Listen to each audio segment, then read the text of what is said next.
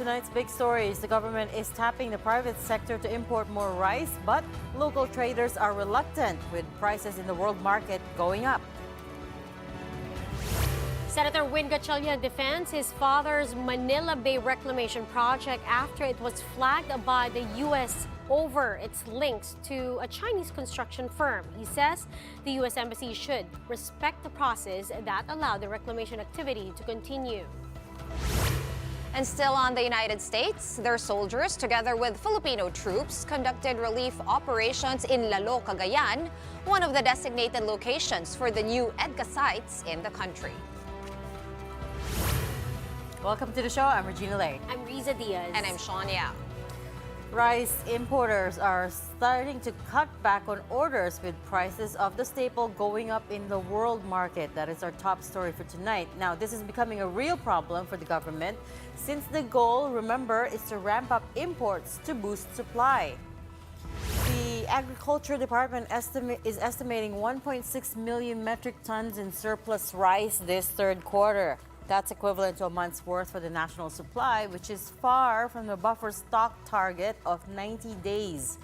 Proposals to conduct government importation have been floated. But the government can't simply do that because of the rice tariffication law. That's why they're calling on the private sector to increase their imports. Yung position doon sa law is that there has to be a declaration of a rice supply shortage. Okay, we don't have that yet. It has to be through the private sector. We are encouraging them, and I think, this is the time that they should really, come in to help. Well, what? It really is a perfect storm Of events. Of course, the El Nino, the typhoon, the back-to-back typhoons, and of course, India's rice ban, which they just declared last week. Yeah, it all happened within a span of 2-3 weeks, right? Right. And now we're looking at a situation wherein the government's trying to stabilize the price of the rice through importation, but now even the private sector can't do as much to help. Because it doesn't make business sense. If it was the government importing, they would be forced to go. They would have to do it. But again, the rice tariffication law, as you pointed out, has prevented this. Now they have floated government-to-government imports that would be skirting around the rice tariffication law. But maybe in an event of an emergency, Right, which as Secretary Yusek Sombilya was pointing out, it only can be triggered if In there an were emergency. in a crisis or in an emergency. girls, I cannot imagine a bigger crisis for the Philippines than Then a us shortage right of now. rice. That But is so imagine true. too the impact of this to the farmers who's already in a lot of burden and Yeah. struggles from Yeah. the weather to the prices. It's just a lot, and I don't know what the government should be really looking into. Parang ang daming problema. Tapos hindi mo alam kung saan Perfect unang storm talaga, susolusyonan. exactly. Unfortunately. Right, so the DA Assistant Secretary Rex Estoperas has said that we cannot control the private sector in increasing the retail prices of rice, but the government will be there to stabilize the price. So they will be acting as a regulator here. But again, the question is how are you going to stabilize the Right. price Yeah. if the supply is not enough, right? That's the issue that we keep running into. But speaking of private sector intervention, Right, the question now becomes, what are companies doing to try to solve this? Let's get updates from Shyla Francisco. Shyla, what do you have for us? Sean, the private sector has started their own initiatives to sell cheaper rice. But for now, the lowest they can go is at 38 pesos per kilo due to higher palay prices. But they say this is not a bad deal considering that it is still cheaper compared to the current prices of well-milled rice in the market. But the subsidized supply of rice from the private sector does come with limitations. For one, they are restricting the purchase to 5 kilos per person. This is to ensure that supplies last until the harvest season in October. Sean? Right, thank you for that update, Shyla Francisco. well, here to talk more about the government's rice import push, we have Goldmine Farm to Market CEO Orly Manuntag on the line with us tonight. Mr. Manuntag is also co-founder of PRISM, which stands for Philippine Rice Industry Stakeholders Movement. Good evening, Orly. Thanks for joining us on The Big Story. Yes, good evening to all of you. Orly, you heard our reporting on the issue with rice, no? As an importer, I wanted to ask you first, is what we're seeing, what we've been reporting, also what you've been experiencing in the sense that the prices in the world market have started to increase, therefore it's starting to discourage the local importers from bringing in more? Yes, it was happened last 2 weeks ago. There's a disruption when we heard that the government of India imposed their ban on export. So it's a huge effect in the whole world because India is a number one supplier of rice and producers of rice in the world. So it's has a bulk of 40% worldwide supply, so coming from India. So they now stop it to export. So there will be a limitation right now on the importers, and will be affected because of this pronouncement. So there will be some changes right now on our part because we continuously import from Vietnam and Myanmar and Thailand. All right, Orly, the government has said that they will encourage you guys to import more rice ahead of the shortage, which I think they have estimated will happen in September. Now, what would it take for you guys to be able to import more rice? Are we looking at incentives? Have you gotten any offers from the government? Right now, we have not yet gotten into a deal with the government, but we, on our part as importers and with our also colleagues in the group as importers also, they have to continuously import. But the problem, the price is increasing. So from $500, it's now around 600 and it's going up. So maybe that's our slight on our part just to stay calm on our importation because by October, it will be a start of our harvest season. Sorry, $500 is per what? Per sack? Per... No, no, it's per ton. 500 US dollars last month, and this last 2 weeks ago, it's increased to 100 US dollars per ton. Okay. When our local farmers, Orly, would hear about more imports, it's not, it doesn't sound very nice to them. It's not all good news. It depends because right now it's a lean man season, so it's always expected during lean man season. We expect some importers to have a heavy importation because we have no local harvest during June, July, and August. So I think it will not affect our local farmers. But as importer, we have also some decrease about our importation during harvest time just to help our local farmers not affected by this continuous importation. We all know that rice is an open trade right now. Right. Orly, we were speaking earlier this week to Raul Montemayor from the Federation of Free Farmers. He was saying, like, come September, supply will be tight given, the different weather events that have been hitting us. Do you see the same? Our report, of course, we did say we have 1 month buffer stock. Is this the same with the data that you have? I think it's close because now it's August and then after 30 days is September. I think our stocks will be up to by this end of September. And previously, historically, early harvest will become on September. But because of the two typhoons that we have experienced, I think there will be some delay on our harvest. Yes, kaya nyo nasabing October, no? Mag-harvest. Yes. In the meantime, for that extra month, from end September to October when we expect the harvest, sir, meron na ba tayong contingency plan at least on the part of importers? Have you guys started talking about how to increase our stocks given the high prices in the world market? Yes, because we believe that India will lift their ban on export. So after that, the price will come down and our price here will be also going down. So and we have also a local harvest. for that's October and November. So I think it might help our price not to spike another. But in the meantime, that increase of $100 per ton, can't you importers just absorb that?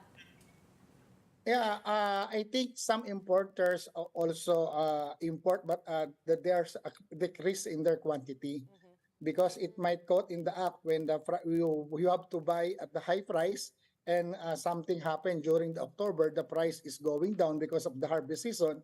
It might affect also encourage some losses on the part of the importer. Mahirap talaga. It's that is- Multi-pronged problem. Yeah, it's a very tricky balancing act. I can see that.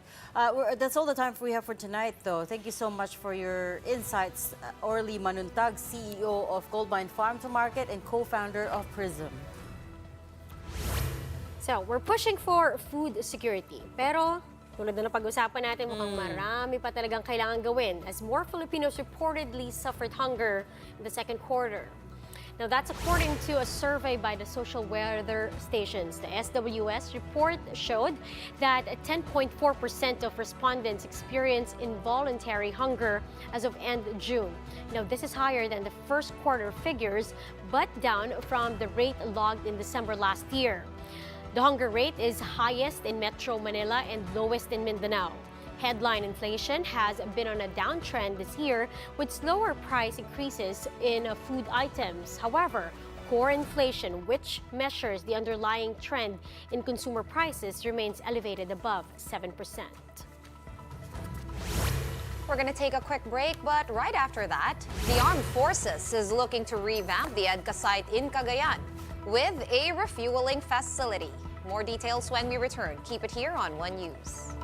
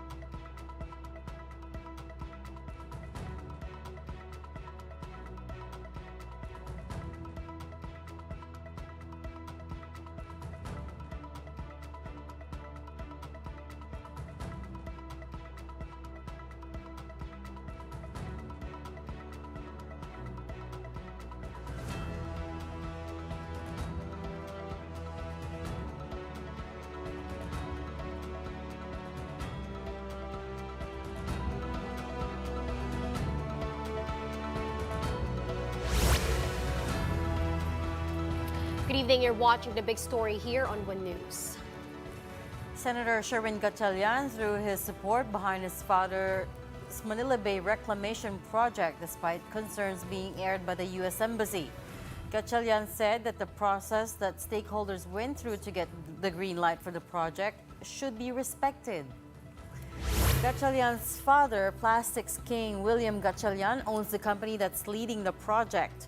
The activity is backed by a Chinese construction company, something that was flagged by the U.S. The U.S. Embassy warned that the Chinese company is blacklisted by America for helping supposedly Beijing's military construct artificial islands over disputed waters. Though Gatchalian notes that he's not involved in his father's business, he says the project underwent due process and that entities involved were provided permits by relevant agencies like the Philippine Reclamation Authority. Unfair naman dito sa mga gumagawa nito. Hindi lang yun dyan sa may American Embassy portion. Unfair naman na binigyan na sila ng permit tapos ngayon ka lang magre-reklamo. Dumaan na sa proseso, dapat respetuhin natin yung proseso. I don't deny na connected yung father ko in that project. No? And good for you. I don't deny that. No? It's on record. But personally, I don't meddle in that. Meanwhile, Senator Cheese Escudero hopes that the Environment Department render due diligence as well before approving the reclamation activity. He says the U.S. Embassy should raise their concerns directly to the Philippine government as well as tell them the basis for these concerns. The United States should make representations with the Philippine government if they know something that we don't. I'm very careful about this because while I appreciate whatever suggestions may come from other countries, my guard is also up with respect to any interference coming from any country, whether it's the United States or some other country. Because anything they do or say here, the motivation is to pursue their national interest. Of course, naturally. Normal yan, di ba? So let's take it with a grain of salt. At tingnan natin, may ebidensya nga ba at may... The Defense Department is pushing for the construction of a refueling facility over at Lalo Airport in Cagayan, which is one of the 4 new EDCA sites. U.S. and Philippine soldiers, along with some employees of the Social Welfare Department, assisted in a humanitarian and disaster response effort over at Lalo, Cagayan after the recent onslaught of Typhoon Egay. Present in witnessing this collaboration was Defense Secretary Gibo Teodoro and AFP Chief of Staff Romeo Browner Jr. Teodoro admitted that the current infrastructure in the Lalo EDCA site is insufficient to promptly address emergencies and security threats. Currently, the refueling of aircraft passing through the area is done manually using pumps and old drums. Ang leksyon dito, kailangan mapabilis namin ang paggawa nitong Philippine base na to with EDCA facilities upang sa ganun makapreposition tayo ngayon ng equipment, air assets, hindi lamang ng Philippine Air Force kung hindi pati United States. So have there been any new developments at the Cagayan EDSA site? Let's find out from our Mojo, Brian Castillo. Brian, what do you have? Regina, a terminal building is the only structure at the Lalo Airport, which is one of the newest EDCA sites in the country. This building is not yet part of the projects funded by America, given the many vacant lots in the area. The humanitarian and disaster response efforts conducted earlier was the first actual test of the provisions included in the EDCA, which grants access to American soldiers to certain agreed-upon military bases. The DND aims to expedite the construction of EDCA projects to utilize them in disaster response. The agency also emphasized that while some military bases will be allowed for American use, they will remain in control of Filipinos. Regina? Thanks for that update. News 5 reporter Brian Castillo.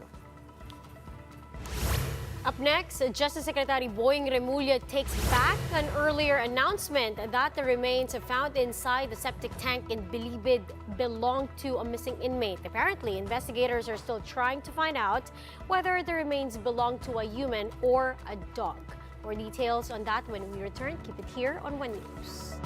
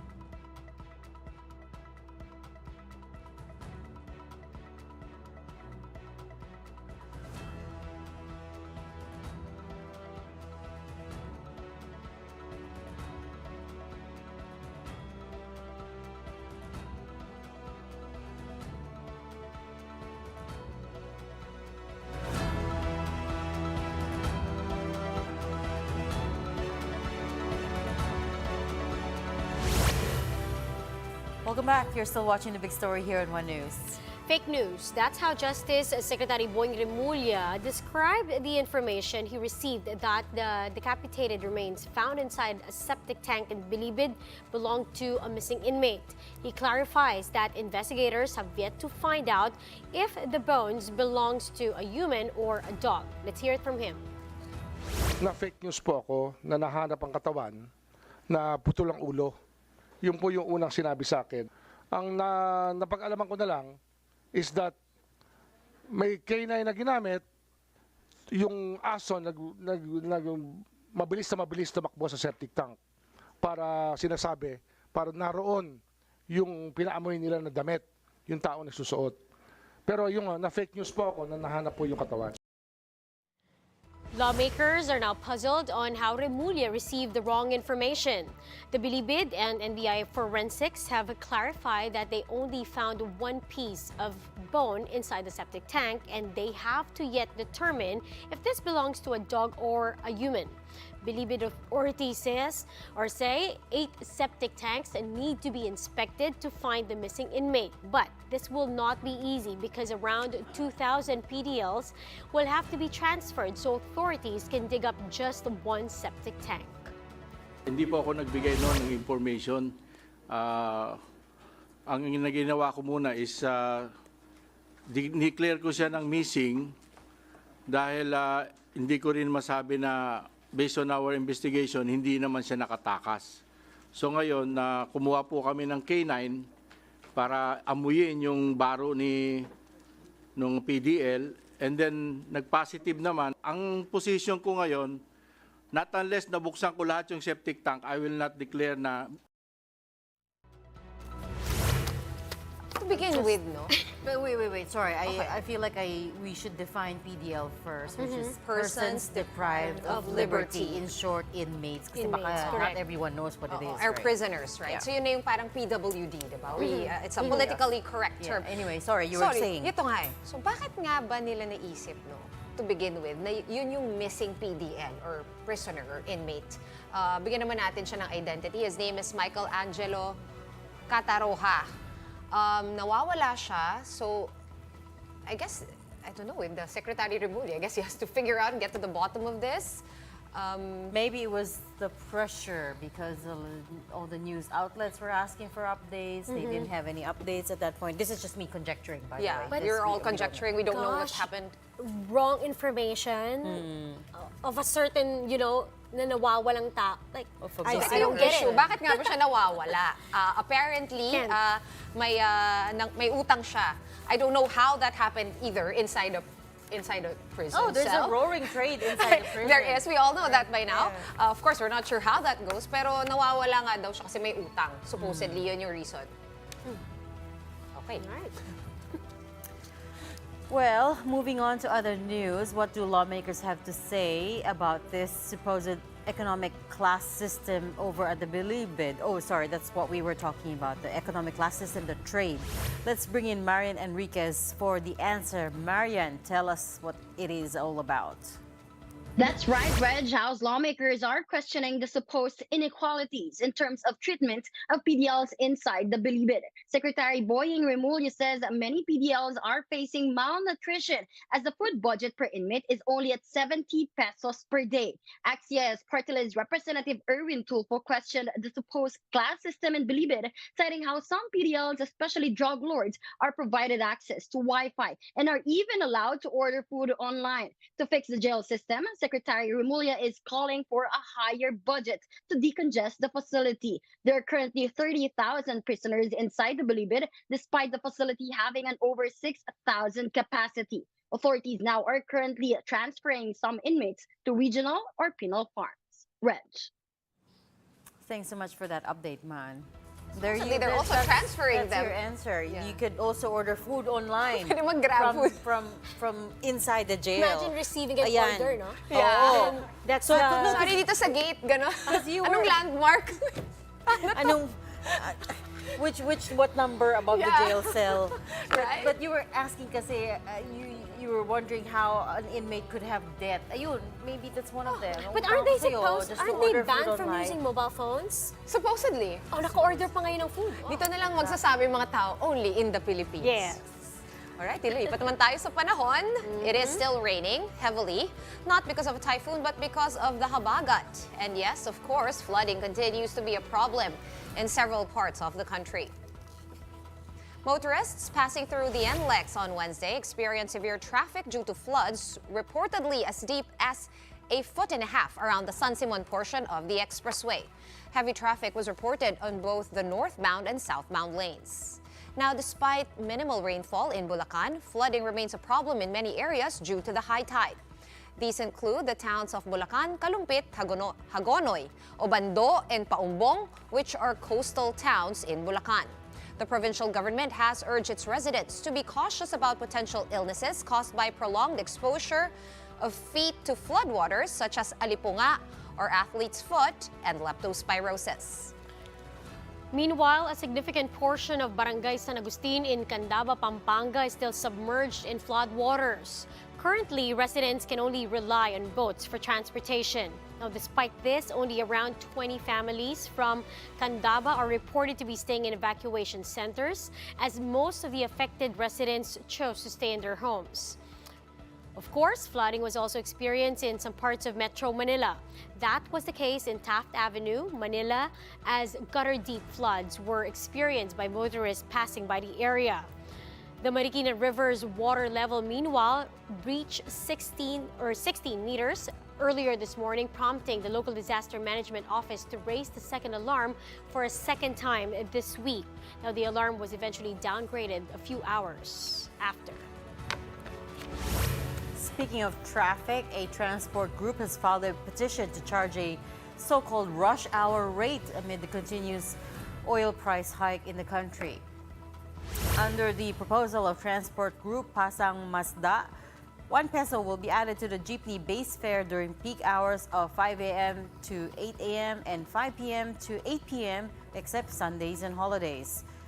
Jeepney drivers say that they've been feeling the brunt or bearing the brunt of soaring pump prices during rush hour traffic, particularly now that the school year is about to start.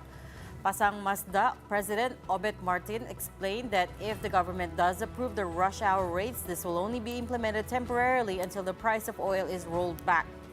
Martin further clarified that under the proposal, passengers who boarded early and were caught during rush hour in their journey will not be subjected to the additional charge.